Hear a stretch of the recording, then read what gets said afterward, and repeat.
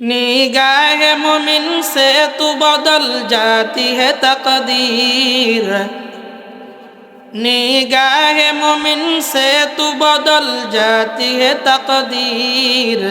ए बंदा की कुव्वत नहीं कुदरत का इशारा, ए बंदा की कुव्वत नहीं कुदरत का इशारा।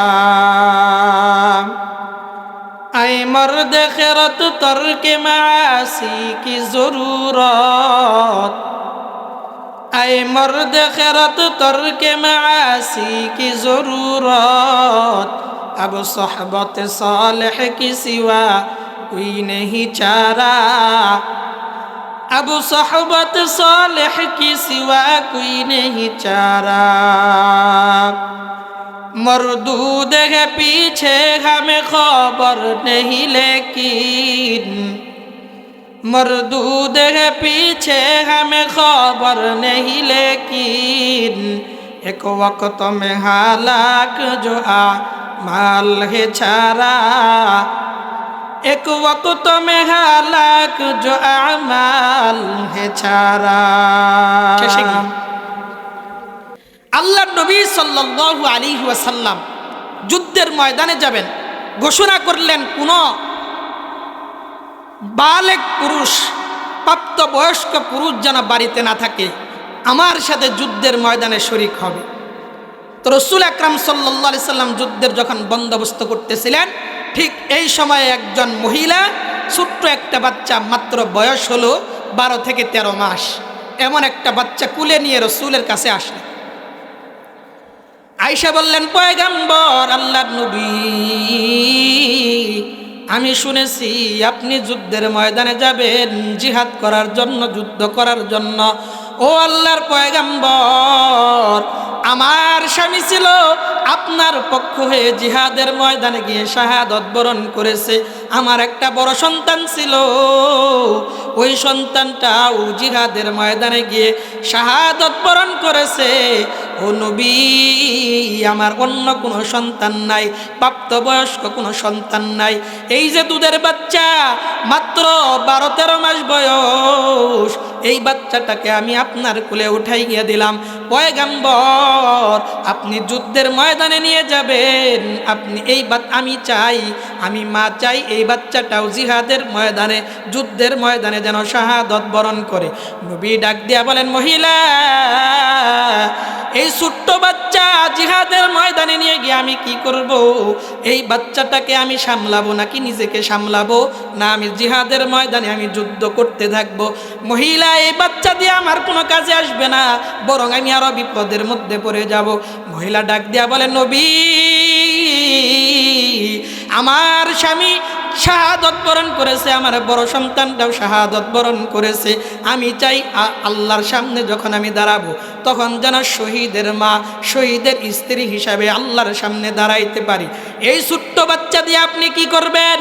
যখন কাফির মুশরিক বেঈমানেরা আপনাকে উদ্দেশ্য করে তীর ছুঁড়ে মারবে, ও পয়গম্বর, ওই তীরের সামনে আপনি আমার এই ছোট্ট বাচ্চাটাকে ধরবেন, ডাল হিসাবে আপনি ব্যবহার করবেন। তীরটা এসে আমার বাচ্চার বুকের ভিতরে লাগবে, আমার বাচ্চা দুনিয়ার থেকে বিদায় হয়ে যাবে, আপনি নবী বেঁচে যাবেন, এটাই আমার দিলের তামান্না। ও নবী, কাফের মুশরিক বেঈমানেরা যখন তরবারি দিয়ে আপনাকে আঘাত করতে চাইবে, আপনি ডাল হিসাবে তরবারির সামনে আমার এই ছোট্ট বাচ্চাকে তুলে ধরবেন। আমার ছোট্ট বাচ্চাটা 2 টুকরা হয়ে শাহাদত বরণ করবে, জমিনের ভিতরে পড়ে যাবেন, আপনি নবী বেঁচে যাবেন। আমি মহিলা, আমার স্বামী, আমার বড় সন্তান এবং আমার দুধের বাচ্চার চেয়ে আমি মহিলা, আপনি নবীকে বেশি ভালোবাসি। আল্লাহু আকবার, আর জোরে বলেন আল্লাহু আকবার। তাহলে একজন মহিলা তার সন্তান, তার বিবির, তার সন্তান তার স্বামীর চেয়ে কাকে বেশি ভালোবাসতেন বলেন মুসলমান? আল্লাহর নবীকে। কাকে? আল্লাহর নবীকে এতটাই ভালোবাসতেন, নিজের দুধের বাচ্চা কুরবান করে দিয়েছেন। নবী বেঁচে যাবে, একটা তীর নবীর গায়ে লাগবে, আমি সহ্য করতে পারবো না। নবীর গায়ে তরবারির একটা খোঁচা লাগবে, আমি মহিলাটা সহ্য করতে পারবো না। এজন্য আমার দুধের বাচ্চা আপনাকে ডাল বানায়া দিলাম, আপনার ডাল হিসাবে আমি পাঠায়া দিলাম, আপনি নবী রক্ষা পাবেন।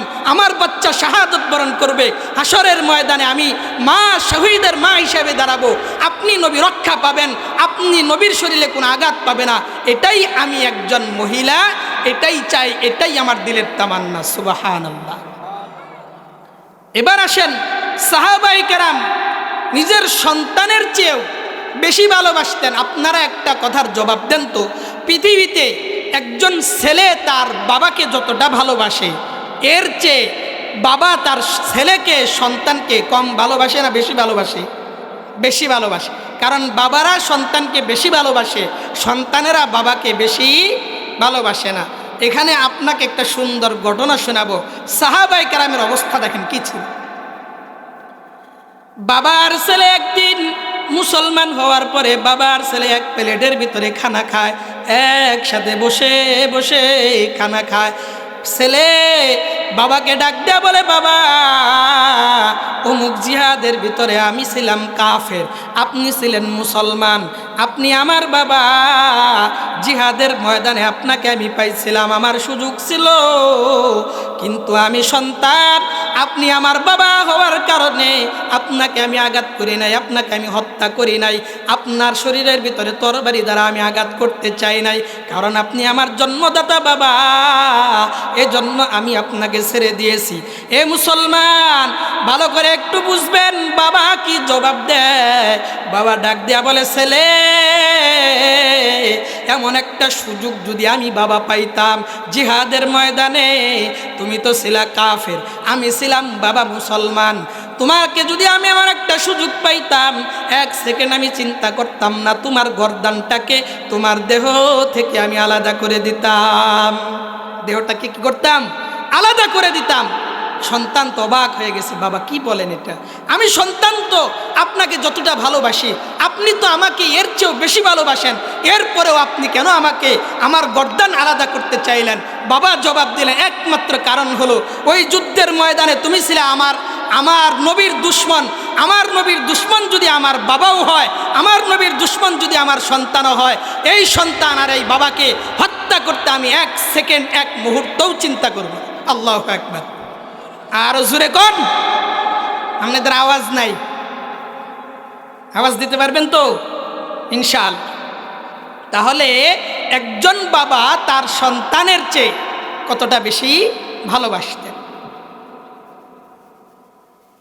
রাসূল আকরাম সাল্লাল্লাহু আলাইহি ওয়াসাল্লামের একজন সাহাবী ছিল, একদম ছোট্ট সাহাবী, নাম হলো হযরতে তলহা রাদিয়াল্লাহু তাআলা। নাম কি?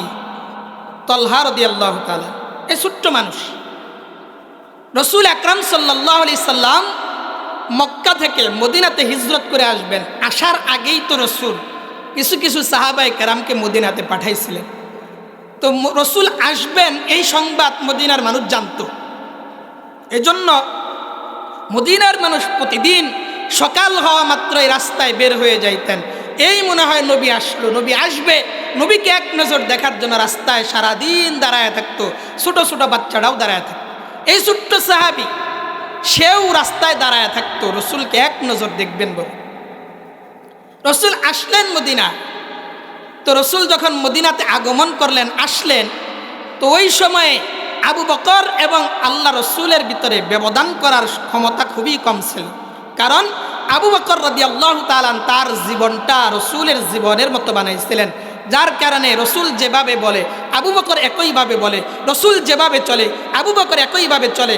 এখানে ব্যবধান করার ক্ষমতা ছিল না, কে আবু বকর আর কে আল্লাহ রসুল, এটা বুঝার কায়দা ছিল।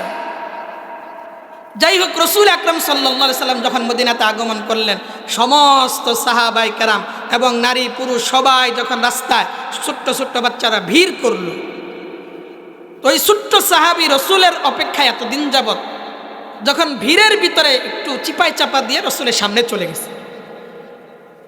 ছোট্ট সাহাবী আল্লাহর পয়গম্বর সাল্লাল্লাহু আলাইহি ওয়াসাল্লামের সামনে গেলেন, গিয়ে বললেন, ইয়া রাসূলুল্লাহ, আল্লাহর নবী, আমি আমার জীবনের চেয়ে আপনাকে বেশি ভালোবাসি। কি বলছে? আমার জীবনের চেয়ে আপনাকে বেশি ভালোবাসি। একটু বুঝতে হবে। আল্লাহর নবী সাল্লাল্লাহু আলাইহি ওয়াসাল্লাম তো অবাক হয়ে গেছেন। এই ছোট্ট বাচ্চা, ছোট্ট সাহাবী কি বলে আমাকে নাকি তার জীবনের চেয়ে বেশি ভালোবাসে।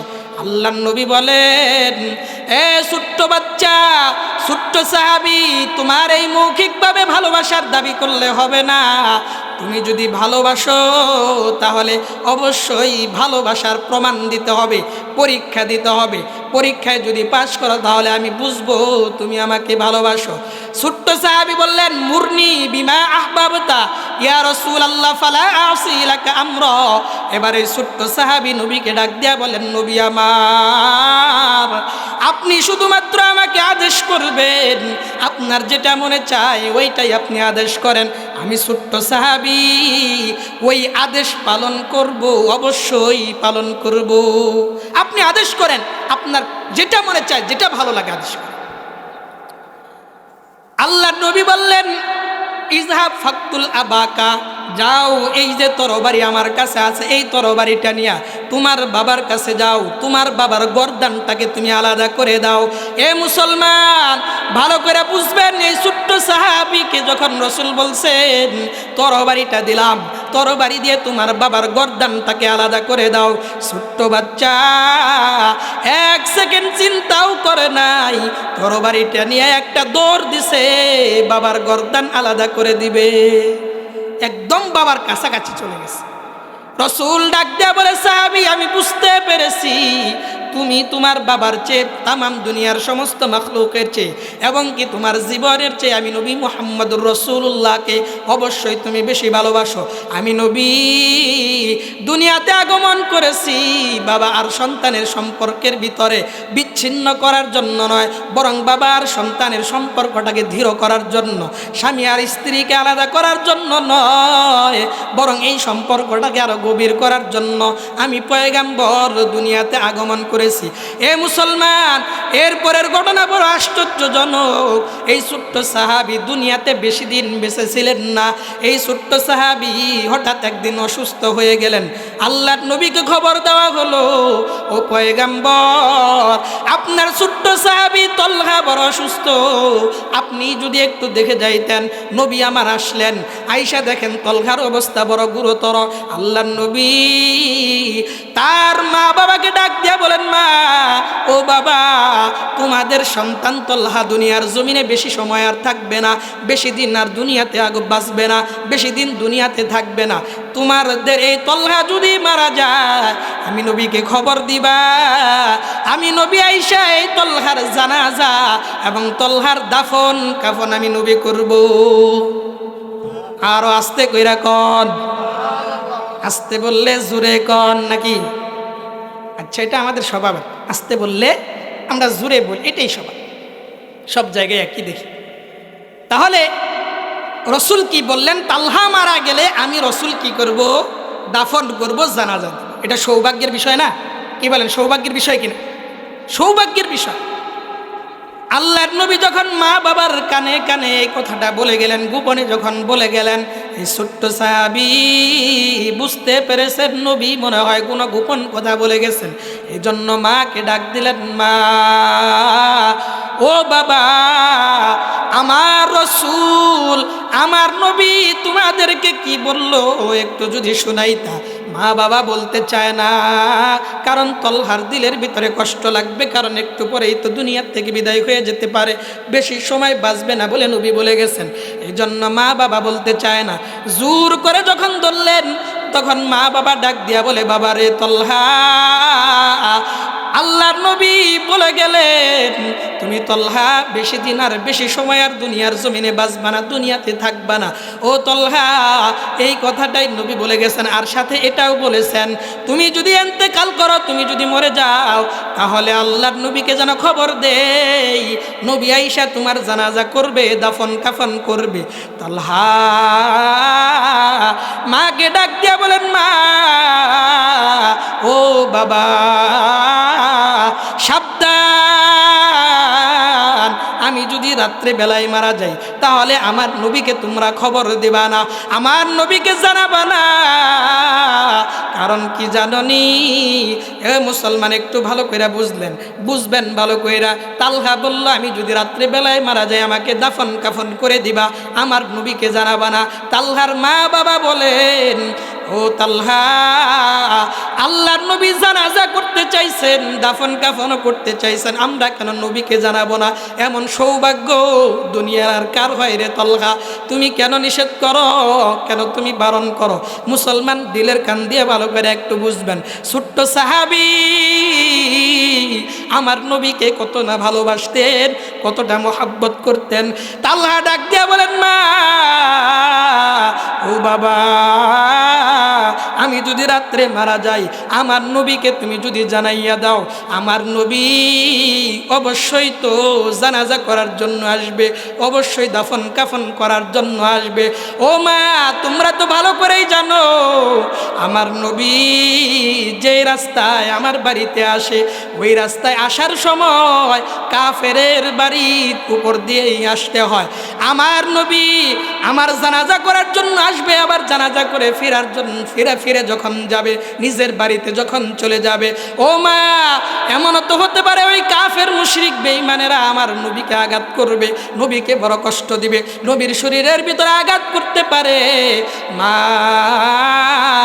আমি তালহা সহ্য করতে পারবো না, আমার ইন্তেকালের পরে আমি তালহার কারণে আমার নবীর শরীরে ফুলের টুকা লাগবে, এটা আমি তালহা মেনে নিতে পারবো না।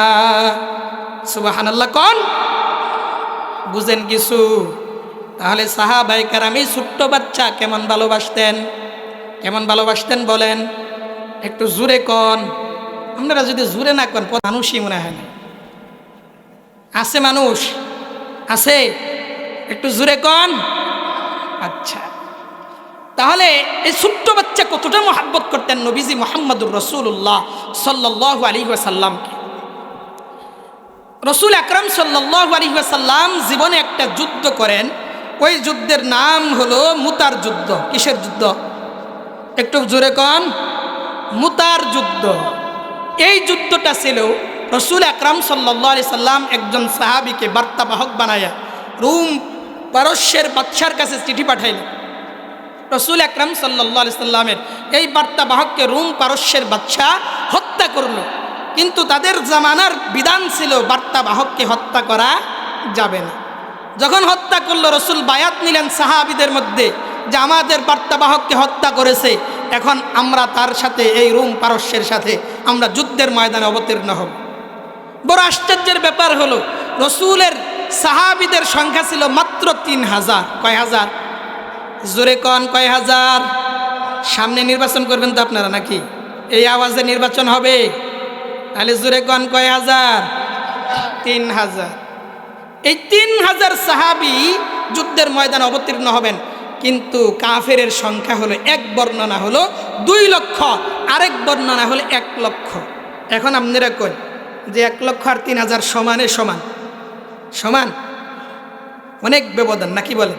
গণনাই করা যায় না, কোথায় 1 লক্ষ আর কোথায় 3000, এটা তো গণনাই আসে না। রসুল আকরাম সাল্লাল্লাহু আলাইহি ওয়াসাল্লাম এই জিহাদে, এই যুদ্ধে নিজে সেনা প্রধান ছিলেন না, সাহাবায়ে কেরামকে ডেকে ডেকে দায়িত্ব দিলেন। আল্লাহর পয়গম্বর সাল্লাল্লাহু আলাইহি ওয়াসাল্লাম একজন সাহাবীকে জিম্মাদারি দিলেন।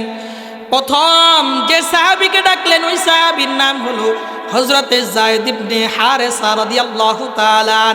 2 নাম্বার রসুল বললেন, যায়েদ প্রথম সেনাপ্রধান, যায়েদ যদি শাহাদত বরণ করে 2 নাম্বার হবে জাফর ইবনে আবি তালেব, আল্লাহর নবীর আপন চাচাতো ভাই। জাফর যুদ্ধের ময়দানে সেনাপ্রধানের জিম্মাদারি পালন করবে। 3 নাম্বার যদি জাফর শাহাদত বরণ করে তাহলে আব্দুল্লাহ ইবনে রওয়াহা জিহাদের ময়দানের সেনাপ্রধানের জিম্মাদারি পালন করবে। আব্দুল্লাহ ইবনে রওয়াহাও যদি শাহাদত বরণ বরণ করে। নবী বলে দেন, তোমরা পরামর্শ করে তোমরা সেনাপ্রধান বানায়া নিবা। এই মুসলমান একটু ভালো করে বলেন, বুঝে শুনে বলেন, এই যে তিনজন সাহাবীর নাম বললেন, একজন একজন একজন যদি শাহাদত বরণ করে, আপনারা বলেন তো দেখি, এই তিনজন সাহাবী কি বাড়িতে আর ফিরে আসবে? একজনও বাড়িতে ফিরে আসবে না। সাহাবায়ে কেরাম এটা বুঝতে পেরেছিলেন। নবী আমার ডাক দিয়া বলে, যায়েদ যাও, তুমি তোমার পরিবারের কাছ থেকে বিদায় নিয়ে নাও। যায়েদ ডাক দিয়া বলে, নবী আমি কার থেকে বিদায় নিব? ওই যে ছোট্টকালে আম্মাজান আয়েশা রাদিয়াল্লাহু তাআলা আনহা, উনি আম্মাজান খাদিজাতুল কুবরা আপনাকে হাদিয়া দিয়ে দিয়েছিলেন, আমাকে আপনার কাছে সুপর্দ করেছিলেন। ওই সময় থেকেই তো আমি আপনার কাছে বড় হয়েছি। আপনি আমার মা, আপনি আমার বাবা, কার থেকে আমি বিদায় নিব? এ মুসলমান, এখানে একটা ঘটনা আছে। যায়েদ ইবনে হারেসা একদিন উনার মা বাবা হজ করার জন্য যখন আয়েশা দেখে যায়েদকে নবী মুহাম্মদুর রাসূলুল্লাহর সামনে দাঁড়ানো, কাছে দাঁড়ায় আছে, মার বাবা ডাক দিয়া বলে, যায়েদ ছোটকালে তুমি হারায়া গেছো, তোমার কোনো খোঁজ খবর নাই। আমি মা, আমি তোমার বাবা, আমরা তো পাগল হয়ে গেছি, তোমাকে অনেক দিন পরে খুঁজে পাইলাম, চলো আমাদের বাড়িতে চলো। নবী মুহাম্মদুর রাসূলুল্লাহর দিকে যায়েদ একবার তাকায়, আবার মা বাবার দিকে তাকায়, নবী অনুমতি দিবেন কিনা? নবী ডাক দিয়া বলে, যায়েদ তুমি চাইলে তোমার মা বাবার সাথেও যেতে পারো, আর যদি তুমি চাও তাহলে মরণ পর্যন্ত আমি নবী মুহাম্মদুর রাসূলুল্লাহর ঘরে থাকতে পারো। যায়েদ জবাব দিয়া বলেন, ও আল্লাহর নবী, আমি যায়েদ আপনার ঘরে থেকে যা দেখেছি, যা আমি শিখেছি, এমন কোনো কিছু দুনিয়ার আর কোথাও পাবো না, আমি আপনার কাছেই থাকবো। আল্লাহর নবীকে মা বাবা হিসাবে যখন গ্রহণ করে নিলেন, এ মুসলমান, এতদিন পর্যন্ত যায়েদ ছিল মুহাম্মদের গোলাম, আল্লাহর নবীর গোলাম ছিল। এবার নবী আমার যায়েদের হাতটা ধরে কাবার চত্বরে গিয়ে আলান করে দেয়, এ মক্কাবাসী শুনো, আজকের পর থেকে যায়েদকে তোমরা মুহাম্মদের গোলাম বলে ডাকবা না, আজকের পর থেকে যায়েদকে তোমরা মুহাম্মদের বেটা বলে ডাকবা। আর জোরে কোন? এই মুসলমান, এই যায়েদ বলেন, নবী আমার লম্বা সময় আপনার সাথে থাকলাম, আমি জিহাদের ময়দানে চলে যাব, যদি শাহাদাত বরণ করি, ও নবী আপনার কাছে মাপ চাই, ক্ষমা চাই যদি বেয়াদবি হয়ে যায়। যায়েদ বিদায় নিলেন। আল্লাহর নবী পাঠিয়ে দিলেন জাফরকে, আল্লাহর নবীর আপন চাচাতো ভাই জাফর চলে গেলেন বাড়িতে। গেটের ভিতরে দাঁড়াইয়া জাফর বিবিকে ডাক দেয়া বলে, বিবি বিদায় দাও, যুদ্ধের ময়দানে যাই। বিবি ডাক দিয়া বলে, স্বামী আপনি যুদ্ধের ময়দানে যাবেন, একটু ঘরের ভিতরে আসেন, আপনাকে আমি দেখব। বিবি বলেন, জাফর বলেন, আমি ঘরের ভিতরে যেতে পারবো না। এরপরে যখন বিবি বাহিরে বের হয়ে আসলেন, স্বামীকে বললেন, স্বামী আমার, আপনি আমার পাশে বসুন, আমি আল্লাহর কাছে একটু দোয়া করব। স্বামীর পাশে যখন বিবি বসলেন, জাফরও বসলেন। এরপরে বিবি এবার আসমানের দিকে হাত উঠাইয়া দোয়া করে, আল্লাহ, ও আসমানের মালিক, আল্লাহ আমার স্বামী জিহাদের ময়দানে যায়, যুদ্ধ করার জন্য যায়, ও আল্লাহ আমি আমার স্বামীকে আপনার হাওলা করে দিলাম, আপনার কাছে আমানত দিলাম, আপনি আমার স্বামীকে গাজী বানাইয়া আমার কুলে ফিরাইয়া দিবেন। এই দোয়া করলেন। জাফর এবার নিজের তরবারিটা বের করলেন, তরবারি বের করে উল্টা পিঠ দিয়ে বিবির হাতের ভিতরে আঘাত করে ডাক দিয়ে বললেন, বিবি তরবারি উল্টা পিঠ দিয়ে আঘাত করলাম, তোমার হাত কাটছে নাকি? বিবি ডাক দিয়া বলে, সারা জীবন তরবারির উল্টা পিঠ দিয়ে আঘাত করলে তো কোনোদিন হাত কাটবে না, রক্ত কোনোদিন বের হবে না। জাফর ডাক দিয়া বলে, বিবি তরবারির উল্টা পিঠ দিয়ে আঘাত করলে যেমন হাত কাটবে না, রক্ত বের হবে না, তুমি এখানে বসে বসে যদি কিয়ামত পর্যন্ত দোয়া করো, তোমার দোয়া আল্লাহর আসমান পর্যন্ত পৌঁছবে না। কারণ হলো আমার নবী আমাকে শহীদ বলে ঘোষণা করে দিয়েছেন, অতএব গাজী হওয়ার কোনো সুযোগ নাই। তাহলে বুঝেন তাদের বিশ্বাস কেমন। শেষের দিকে বলবো সাহাবায়ে কেরাম কতটা বিশ্বাস করতেন নবীকে, মনে যদি থাকে ইনশাআল্লাহ। আল্লাহর পয়গম্বর সাল্লাল্লাহু আলাইহি ওয়াসাল্লামের এই সাহাবী বিবির কাছ থেকে বিদায় নিয়ে বের হয়ে চলে আসবেন। কিতাবের বর্ণনা হলে এমন মুসলমান জাফরের 3টা ছোট্ট ছোট্ট বাচ্চা ছিল। ছোট ছোট বাচ্চারা দৌড়ে এসে জাফরের কপালের ভিতরে চুমু দেয়, গালের ভিতরে চুমু দেয় আর বলে, বাবা আমরা তো অপ্রাপ্ত বয়স্ক ছোট ছোট বাচ্চা, আপনি আমাদেরকে রেখে আপনি জিহাদের ময়দানে যান, যুদ্ধের ময়দানে চলে যান। আমরা শুনেছি আপনি যুদ্ধের ময়দান থেকে আর ফিরে আসবেন না। ও বাবা, আপনার পরে আমরা কাকে বাবা বলে ডাকবো, কার বুকে আমরা আশ্রয় নিব? এ মুসলমান, জাফরের সন্তানেরা পিছন দিক থেকে বারবার বাবা বাবা বাবা বলে চিল্লায়। জাফর একবারের জন্য তার সন্তানের দিকে তাকায় না, কারণ মায়া লাগবে, নবীর হুকুম আমি সঠিক পন্থায় পালন করতে পারবো না। এ মুসলমান, আরেকজন সাহাবী আব্দুল্লাহ ইবনে রওয়াহা, তিনিও চলে গেলেন বাড়িতে। নতুন বিবাহ করেছেন, সকালবেলায় বিবাহ করেছেন। কোন সময় বিবাহ করছে? সকালবেলা। যে মেয়েকে বিবাহ করেছেন দেখতে অত্যন্ত সুন্দরী। এ মুসলমান, হযরতে আব্দুল্লাহ ইবনে রওয়াহা দেখতে অত্যন্ত সুন্দর ছিলেন, সুঠাম দেহের অধিকারী ছিলেন। আব্দুল্লাহ ইবনে রওয়াহা ঘরের ভিতরে যায় না, বাড়ির বাহির থেকে ডাক দিয়া বলে, বিবি যুদ্ধের ময়দানে যাই, বিদায় দে। বিবি ডাক দিয়া বলে, স্বামী সকালবেলায় তো আমার বাবা আপনার হাতে হাতটা রেখে আপনার আমানতে আপনার জিম্মায় আমাকে পাঠাইয়া দিল। ও স্বামী, আপনি যুদ্ধের ময়দানে যাবেন, যদি আপনি না ফিরে আসেন আমার অবস্থানটা কি হবে, আমি কোথায় আশ্রয় নেব? ও স্বামী আমার, আপনাকে আমি ভালো করেও দেখি নাই, শুনেছি আপনার চেহারা অত্যন্ত সুন্দর। ও স্বামী, যদি এক নজর আপনাকে দেখতাম হাসরের ময়দানে আমি চিনতে পারতাম। স্বামী ডাক দেয়া বলে, বিবি যুদ্ধের ময়দানে যাই, ফিরে আসার কোনো সুযোগ নাই। আল্লাহর পয়গম্বর ফয়সালা করে দিয়েছেন আমি আর ফিরে আসব না, তোমার সাথেও আমি সাক্ষাৎ করব না। তোমাকেও আমি বিবাহ করেছি, ভালো করে দেখতে পারি নাই, তোমার চেহারাটাও আমার মনে নাই। ও বিবি, ঘরের ভিতরে প্রবেশ করলে বড় মায়া লাগবে, এজন্য আমি যুদ্ধের ময়দানে যাই। বিবি তুমি ধৈর্য ধারণ করবা, আল্লাহ পাক রব্বুল আলামিন হয়তো আমাদেরকে একত্রে জান্নাতে আল্লাহ তাআলা একত্র করে দেবেন, বলেন সুবহানাল্লাহ। হে মুসলমান, আব্দুল্লাহ ইবনে রওয়াহা যুদ্ধের ময়দানে চলে গেলেন। বুখারীর বর্ণনা এমন, আল্লাহর নবীর সাহাবী আব্দুল্লাহ ইবনে ওমর রাদিয়াল্লাহু তাআলা এবং আব্দুল্লাহ ইবনে আব্বাস রাদিয়াল্লাহু তাআলা ওনারা বর্ণনা করেন, আব্দুল্লাহ ইবনে আল্লাহর নবী সাল্লাল্লাহু আলাইহি ওয়াসাল্লাম মেম্বারে বসে বসে ওই যুদ্ধের ময়দানের বর্ণনা দেন। এইমাত্র জাফর যুদ্ধের ময়দানে গিয়েছে, ইসলামের পতাকা ডান হাতে নিয়েছে, কাফের মুশরিক বেঈমানেরা ডান হাত কেটে দিয়েছে, এবার বাম হাতে ঝান্ডাটা উঠায়া নিয়েছে, বাম হাতটাও তার কেটে দিয়েছে, মুখ দ্বারা আঁকড়ে ধরেছে, এরপরে তার কল্লাটা দেহ থেকে আলাদা করে দিয়েছে। এ মুসলমান, আব্দুল্লাহ ইবনে আব্বাস বলেন, যুদ্ধের পরে আমরা যখন আমরা যখন জাফরের ওই লাশটা যখন আমরা পাইলাম, লাশটা যখন আমরা দেখলাম, প্রতিটা আঘাত সামনের দিক থেকে করা হয়েছে, আঘাত করা হয়েছে মোটামুটি 40টা। কয়টা আঘাত?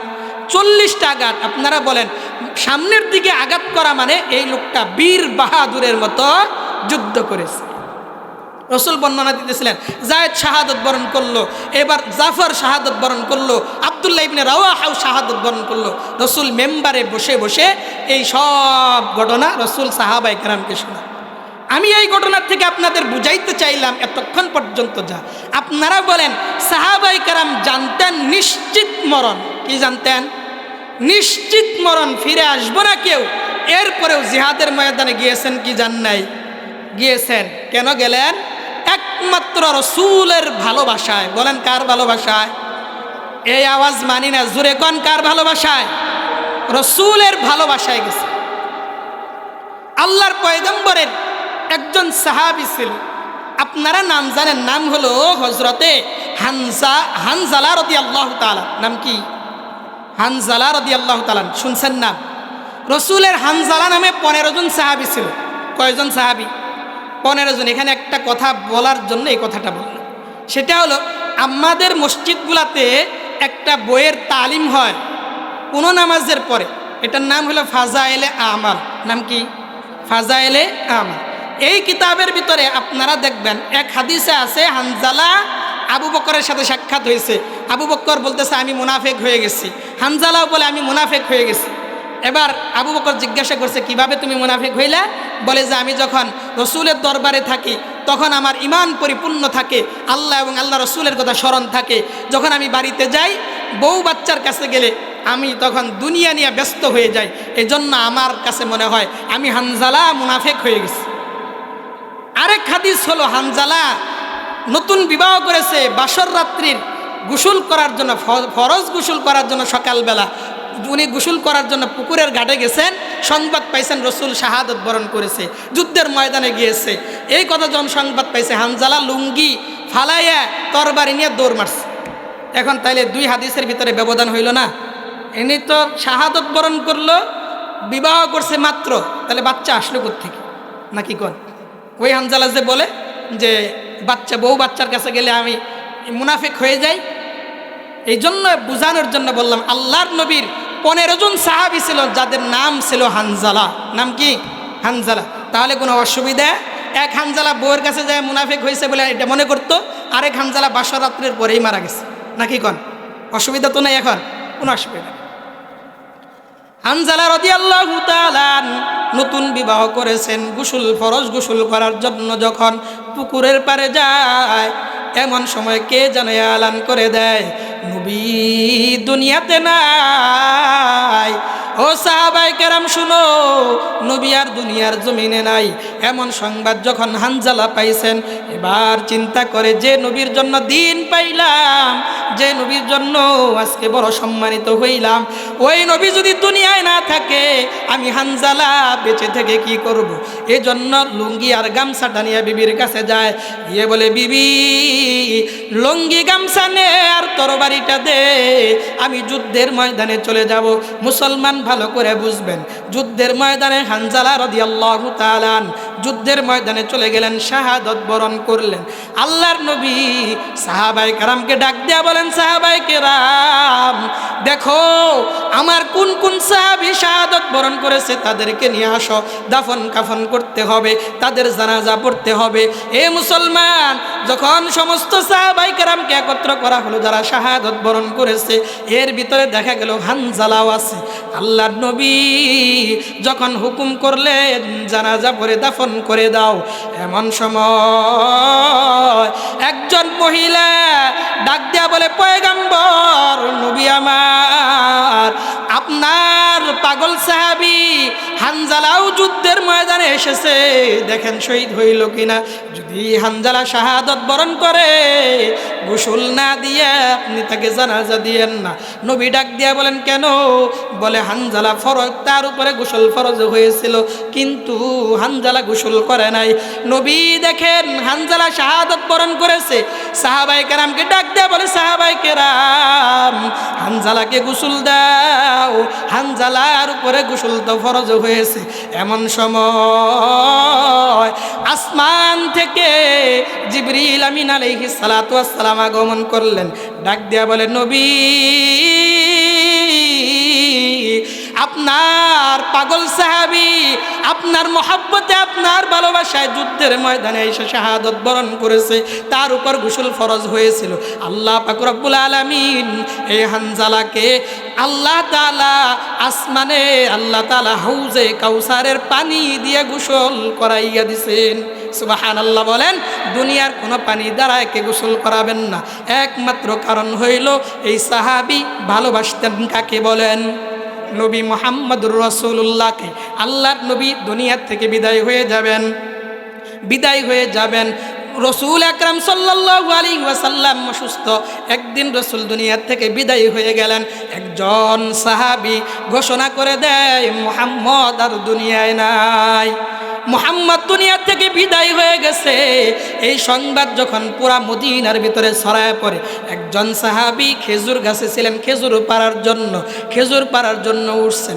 এই সাহাবী যখন সংবাদ পাইল নবী আমার দুনিয়ায় নাই, এই সংবাদ পাওয়ার পরে ওই সাহাবী আসমানের দিকে দুই হাত উঠাইয়া আল্লাহকে ডাক দিয়া বলে, আল্লাহ, যে নবীর জন্য দিন পাইলাম, ইসলাম পাইলাম, যে নবীকে আমি দেখে আমার অন্তরটাকে শীতল করতাম, আজকে সংবাদ পাই নবী নাকি দুনিয়ার থেকে বিদায় হয়ে গেছেন। ও আল্লাহ, যেই চোখ কোনোদিন নবীকে দেখবে না, ওই চোখ আমি চাই না। ও আসমানের মালিক, আপনি আমার চক্ষুটাকে অন্ধ বানাইয়া দেন। হে মুসলমান, বর্ণনা হলে এমন, আল্লাহ পাক রব্বুল আলামিন এই সাহাবীকে অন্ধ বানাইয়া দিছেন। বলেন তো মুসলমান, কম ভালোবাসা থাকলে, একজনের প্রতি যদি অল্প ভালোবাসা থাকে, তাহলে কি নিজের চোখ অন্ধ করতে চাইবে? অল্প ভালোবাসায় না কেমন ভালোবাসায়? অনেক ভালোবাসায়। যে চোখ নবীকে দেখবে না, ওই চোখ দিয়ে আমার বিবিকেও দেখতে চাই না, আমার বাচ্চাকেও আমি দেখতে চাই না। যে চোখ নবীকে দেখবে না, ওই চোখ দিয়ে দুনিয়ার কোনো কিছুই আমি দেখতে চাই না। এজন্য আল্লাহ, নবী যেহেতু নাই, নবীকে দেখতে পারবো না, আমার চোখটাকেও আপনি অন্ধ বানায়া দেন। দোয়া করলেন আল্লাহ, আল্লাহ কবুল করলেন। রসুলের ইন্তেকালের পরে সাহাবায়ে কেরাম তো পাগলের মতো সবাই ঘুরে। উমর রাদিয়াল্লাহু তাআলা, উনি তো এমন পাগল, তরবারি নিয়ে ঘুরে, আর বলে যে বলবে মুহাম্মদ দুনিয়ার থেকে বিদায় হয়ে গেছে, আমি উমর তার গর্দানটাকে আলাদা করে দিই।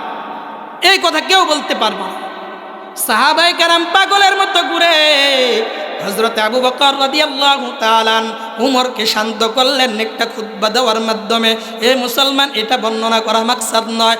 নবীর ইন্তেকালের কিছুদিন পরে হযরত বিলাল, আল্লাহর নবীর বড় আদরের সাহাবী বেলাল, আল্লাহর নবীর আদরের সাহাবী বেলাল আবু বকরের কাছে আইসা বলে, আবু বকর, বিদায় দাও, আমি আর মদিনায় থাকবো না, মদিনার থেকে চলে যাব। আবু বকর ডাক দিয়া বলে, বেলাল, তোমার কি অভাব, কেন তুমি মদিনায় থাকতে চাও না? বেলাল ডাক দিয়া বলে, আবু বকর, আমার এমন একটা জিনিসের অভাব, এই অভাব তুমি কোনোদিনই পূরণ করতে পারবা না রে আবু বকর। আবু বকর বলে, বলো দেখি, আমি চেষ্টা করব। বেলাল বলে, আবু বকর, যেই নবী আমাকে বড় মহব্বত করতেন আর ভালোবাসতেন, আমার না ছিল বংশমর্যাদা, না ছিল আমার চেহারা সুরত, আমি তো গোলামের ঘরে গোলাম, আমার কোনো বংশমর্যাদা ছিল না, কেউ আমাকে আদর করতো না, সম্মান করতো না, কেউ আমাকে কখনো বুকে জড়ায়া নিত না। এমন একজন নালায়েক বান্দাকে আল্লাহর নবী বড় আপন কইরা বুকে জড়ায়া নিয়েছিলেন, এমনকি মদিনার মুয়াজ্জিন আমাকে বানায়া দিয়েছিলেন। ওই নবী দুনিয়ার থেকে চলে গেছে রে আবু বকর, আমি উমর, আমি বেলাল সহ্য করতে পারি না রে আবু বকর, এজন্য আমি মদিনার থেকে বিদায় হয়ে যাব। আবু বকর ডাক দিয়া বলে, বেলাল, তুমি কি একাই মহব্বত করো, আমরা কি নবীকে ভালোবাসি না? বেলাল ডাক দিয়া বলে, আবু বকর, তোমরাও ভালোবাসো, আমি বেলালও ভালোবাসি, কিন্তু তোমার আর আমার ভালোবাসার ভিতরে বড় ব্যবধান। ও আবু বকর, তুমি যখন নবীর রওজার দিকে তাকাও সহ্য করতে পারো, কিন্তু আমি বেলাল আজান দিয়ে যখন নবীর রওজার দিকে তাকাই, আমি বেলালের অন্তর ছেড়ে যায়, আমি সহ্য করতে পারি না রে আবু বকর, এজন্য আমি মদিনায় থাকবো না। বেলাল চলে গেলেন মদিনার থেকে বহু দূরে, সিরিয়ার দামেশকে চলে গেলেন মুসলমান, 1200 মাইলের দূরের রাস্তা। বেলাল 1 মাস 2 মাস 3 মাস পরে স্বপ্নে দেখে আমার নবী, আপনার নবী বেলালের স্বপ্নে গিয়ে হাজির। বেলালকে ডাক দিয়া বলে, মা বালুকাইয়া বেলাল, আল্লাহ তাজুরুনি, ও বেলাল, তোমার কি হইল? তোর কি একটা বারের জন্য মনে চায় না আমি নবীর সাক্ষাৎ কামনা তোর মনে চায় না? এ বেলাল, একবারও কি মনে চায় না আমার রওজা তুই জিয়ারত করবি, একবারও কি মনে চায় না রে বেলাল? তুই আজান দিবি, আমি নবী শুনবো কবরের ভিতরে, রওজার ভিতরে থাইকা। বেলালের ঘুম ভেঙে গেছে, বেলাল এবার রওনা দিছে। আসতে আসতে মদিনাতে চলে আসলেন। এমন একটা মুহূর্তে বেলাল আসলো যেই সময়টা হইল তাহাজ্জুদের সময়। কোন সময়? যারা হজ করেছেন তারা ভালো করে জানেন, এখনো পর্যন্ত মক্কা মদিনায় তাহাজ্জুদের আজান হয়। কি হয়? তাহাজ্জুদের আজান হয়। বেলাল চলে আসছে রসুলের রওজার পাশে গিয়ে, রসুলের মাথার পাশে গিয়ে বেলাল বসে বসে কান্না করে। ডাক দিয়া বলে, নবী আপনি আসতে বলেছেন, আমি এসেছি। নবী আপনি আজান দিতে বলেছেন, আমি বেলাল আজান দিতে পারবো না গো নবী। আমি আজানের ভিতরে আপনার নাম যখন উচ্চারণ করি আমি সহ্য করতে পারি না নবী। হে মুসলমান, বেলাল বসে বসে কান্না করে। এমন সময় মদিনার নিয়োগপ্রাপ্ত মুয়াজ্জিন চলে আসছে তাহাজ্জুদের আজান দেওয়ার জন্য। মুয়াজ্জিন আইসা দেখে বেলাল আল্লাহর নবীর রওজার পাশে মাথার কাছে বসে বসে বসে বসে কান্না করে। এবার নবীর মুয়াজ্জিন বেলালকে দেখে ওই মুয়াজ্জিন আজান না দিয়ে এলাকার ভিতরে ঘোষণা করে দেয়, কে আসো? এই মদিনাবাসী শুনো, আল্লাহ নবীর মুয়াজ্জিন বেলাল ফিরে আসছে। বেলাল বেলাল ফিরে আসছে। এই সংবাদ যখন দিছে, এই আওয়াজ যখন দিছে, সাহাবায়ে কেরামের ঘুম ভেঙে গেছে। সকলেই দৌড়ে আসছে। এই তো নবী সাল্লাল্লাহু আলাইহি ওয়াসাল্লামের সাহাবী বেলাল ফিরে আসছে, হয়তো নবীও ফিরে আসবেন। সাহাবায়ে কেরাম যখন বেলালের কাছে আসলো, আয়েশা ডাক দিয়া বলে, বেলাল কোথায় তুমি চলে গিয়েছিলে? কতদিন হয়ে যায় তোমার কণ্ঠের আজান শুনি না রে বেলাল, একটু আজান দাও, তোমার কণ্ঠের আজান শুনতে বড় মনে চায়। উঠো বিল্লাল মিনারাতে, সময় বয়ে যায়, আজান দাও গো মধুর সুরে, শুনবার মনে চায়, আজান দাও গো মধুর সুরে, শুনবার মনে চায়। এ মুসলমান, বেলাল হাফসি রাদিয়াল্লাহু তাআলা আনহু কি সাহাবায়ে কেরাম ডাক দিয়া বলে, বেলাল একটু আজান দাও, তোমার কণ্ঠের আজান শুনতে বড় মনে চায়। ও বেলাল একটু আজান শোনাও। এ মুসলমান, বেলাল হাফসি রাদিয়াল্লাহু তাআলা আনহুকে বারবার যখন অনুরোধ করা হয়, বেলাল আজান দেয় না, আজান দেয় না। বেলাল রাদিয়াল্লাহু তাআলা আনহু আজান দিতে রাজি হয় না। হে মুসলমান, কেন রাজি হয় না? আমি আজান দিলে আমার দিলের ভিতরে বড় কষ্ট লাগে। এ মুসলমান, বেলাল আজান দিতে যখন রাজি না হয়, হযরতে সালমান ফারসি রাদিয়াল্লাহু তাআলা বললেন, এভাবে সারাদিন বললেও বেলাল তো আজান দিবে না। বেলালকে আজান দেওয়ানোর জন্য যদি রাজি করাইতে চাও, তাহলে আল্লাহর নবীর দুইজন ছোট্ট ছোট্ট নাতি আছে। বলেন তো ওই দুই নাতির নাম কি? হাসান আর হুসাইন। হাদিসের বর্ণনা হলে এমন মুসলমান, হাসান আর হুসাইনের চেহারা আমার নবীর চেহারার সাথে বড় মিল ছিল। এজন্য বিশেষ করে হাসান রাদিয়াল্লাহু তাআলা আনহুর চেহারা আমার নবীর চেহারার সাথে বড় মিল ছিল। হাসান আর হুসাইনকে যখন সংবাদ দিয়ে নিয়ে আসা হলো, বেলাল হাসান আর হুসাইনকে দেখে একটা দৌড় দিছে। হাসান আর হুসাইনের কপালের ভিতরে চুমু দেয়, এবার গালের ভিতরে চুমু দেয়, আর হাসানের বুকের সাথে বেলাল মাথাটা লাগাইয়া ডাক দিয়া বলে, নবীর নাতি, তোমার নানা দুনিয়া থেকে চলে গেছেন, যে আমার অভিভাবক ছিল, আমাকে বড় মহব্বত করতো আর ভালোবাসতো, আমাকে এই সম্মানের আসনে বসাইছে। তোমার নানা এখন দুনিয়ায় নাই, আমি তো এতিম হয়ে গেছি। এবার হাসান আর হুসাইন ডাক দিয়া বলে, নবীর মুয়াজ্জিন, কতদিন হয়ে যায় তোমার কণ্ঠের আজান শুনি না, একটু আজান শোনাও। এ মুসলমান, বেলালকে যখন হাসান আর হুসাইন অনুরোধ করলেন, বেলাল রাদিয়াল্লাহু তাআলা মুসলমান এবার আজান দেওয়ার জন্য মিনারায় দাঁড়ায় গেছে। বেলাল যখন আল্লাহু আকবারের আজান দেয়, যখন ধ্বনি উচ্চারণ করে, হে মুসলমান, এই আওয়াজ মদিনার প্রতিটা ঘরে ঘরে পৌঁছে যায়। মানুষের ঘুম ভেঙে যায়, সবার ঘুম ভেঙে যখন গেছে, সবাই ঘুম থেকে উঠে বলে, এই যে নবীর মুয়াজ্জিন বেলাল চলে আসছে, মনে হয় আমার নবীও চলে আসবে। এজন্য সবাই, ছোট্ট বাচ্চারা, বৃদ্ধ মহিলারা, পুরুষেরা সবাই দৌড়ে আসছেন নবীজি সাল্লাল্লাহু আলাইহি ওয়াসাল্লামের মসজিদের নববীর পাশে। বেলাল যখন আশহাদু আল্লা ইলাহা ইল্লাল্লাহ আশহাদু আন্না মুহাম্মাদার রাসূলুল্লাহ বলে যখন বেলাল আওয়াজ দেয়, হে মুসলমান, যখন আল্লাহর নবীর নাম উচ্চারণ করছে, বেলাল একটা চিৎকার মাইরা জমিনে পড়ে গেছে। সমস্ত সাহাবায়ে কেরাম বেলালের মাথায় পানি ঢাইলা বেলালকে হুঁশে ফিরায় নিয়ে আসলেন। বেলাল এবার কারো সাথে কথা কয় না, চলে গেলেন নবীজির রওজার পাশে, নবীজির মাথার কাছে বসে বসে বলেন, নবী, আপনার নাম যখন আমার স্মরণ হয়, আমি বেলালের কলিজাটা টুকরো টুকরো হয়ে যায়, আমি বেলাল সহ্য করতে পারি না গো নবী। আপনি আসতে বলেছেন, আমি এসেছি, আপনি আজান দিতে বলেছেন, আমি আজান দিয়েছি। ও নবী, আপনি অনুমতি দেন, আমি আর মদিনায় থাকবো না। কেন থাকবো না? এতদিন আমি যখন আজান দিতাম, আপনি ইমামতির মুসল্লায় দাঁড়ায় ইমামতি করতেন, আজকে আমি বেলাল আজান দিলাম, ওই নবী আপনি তো ইমামতি করার জন্য আসলেন না, আমি বেলাল মদিনায় থাকবো না। এ মুসলমান, বেলালের পরে বেশি দিন দুনিয়ার জমিনে বেঁচে ছিলেন না।